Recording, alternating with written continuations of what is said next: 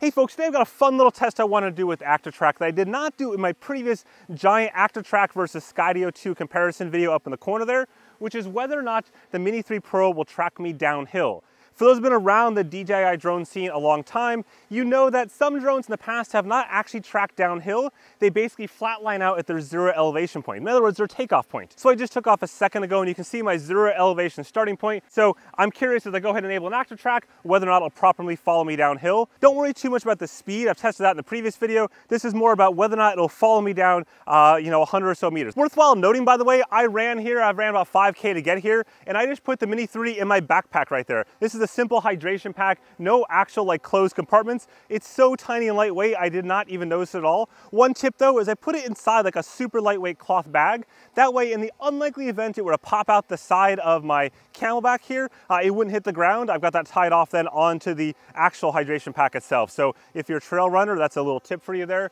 It also helps kind of keep things consolidated and not jostling around quite as much. Okay, so for today's test, I'm gonna do the trace option. The way this works, I go ahead and highlight myself just like that.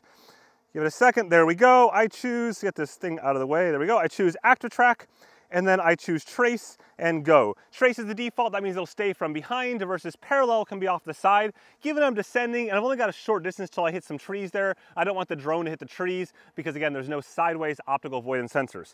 So let me just do a quick walk right here to make sure it's following me. There we go. This is the DJI RC, obviously, and it's time to get running here.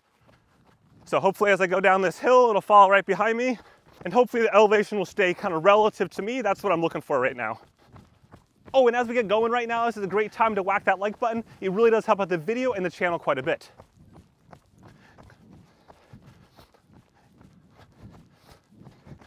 So far so good. This is looking pretty nice, by the way. The image that I can see here on the controller, super happy with this right now. Oop. Little false positive there, bounced for a quick second. Must have thought there was an obstacle, probably the sun just coming through the trees up here. Must have reflected just the right way and kind of freaked it out for a second. You can see it's moving out of the way of the trees, which is great. Getting a little bit closer than I want to though over there off the side. But it's avoiding obstacles, which is good. In trace mode, it shouldn't get super quirky. It should kind of stay the course. There we go. Down into some of the brush here. Okay, let's pick up the pace a little bit. Try not to trip on something hidden here.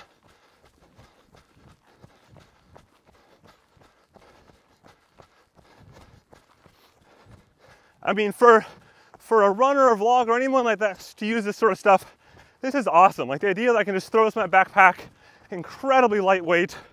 Didn't notice at all in today's run. Like, obviously if I was carrying stuff for a longer run, this is gonna be about a 12K run all in, so not too bad.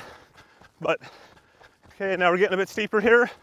Dropping down, hopefully I don't do any sort of tumbles. Might make the video more interesting, but not really what I want today.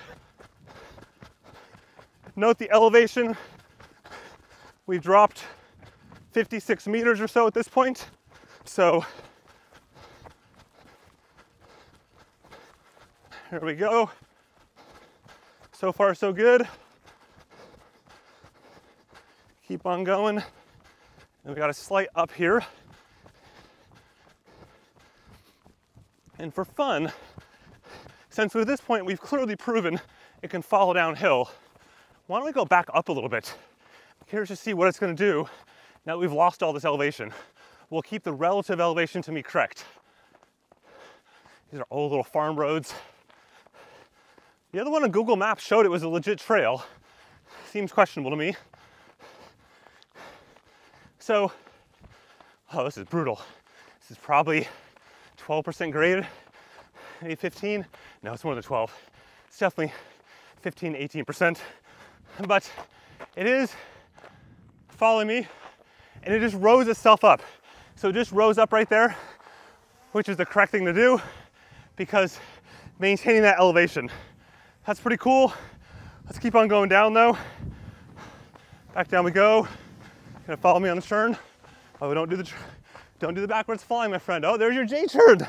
Your little ActiveTrack J-turn. Oh, this is slick with the gravel. I don't like its J-turn because it puts itself in a risky position with a lack of sideways obstacle avoidance sensors, but it did it this time. Good job, little buddy. So, now we're at the kind of base here. Not quite as far as I expected to go down, only about 80 meters. I came up a different route, and I suspect there's more elevation still to drop coming back here. But I'm super happy with this right now. So, yeah, we'll go out here to the, here.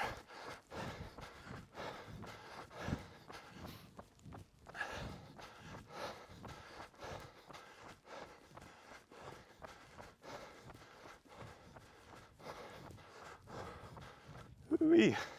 So very nice. I'm pretty happy that worked. That makes it awesome for downhill mountain biking, downhill cycling, downhill skiing, any sort of sport where you're going downhill. That's exactly what this is for. And it's nice to see because, again, in the past, it hasn't always worked on DJI drones. More recent ones it has, but of course, this being the first mini series that has this, you just never really know. You can see our starting point at the very top up there of the hill, that kind of barn looking thing. We went down a total of 86 meters. And most importantly, as I went downhill, the distance, the gap between me and the drone remained approximately the same while avoiding obstacles, while avoiding objects. And then instantly when I went back uphill, it recorrected and maintained that same gap. It didn't just like fly right into the ground and hover there. So that was pretty awesome. Anyways, if you have not seen my full ActiveTrack versus Skydio video where I do some crazy tree stuff and really kind of push it to its limits until it literally falls out of the sky, definitely go check that out up in the corner there. Also, I'd like to point out yet another video where I did not kill a drone. See, I don't kill drones in every single video. Only special ones. And as always, if you found this video interesting or useful, you know what to do. Whack the like button, hit subscribe for plenty more sports technology goodness. With that, have a good one.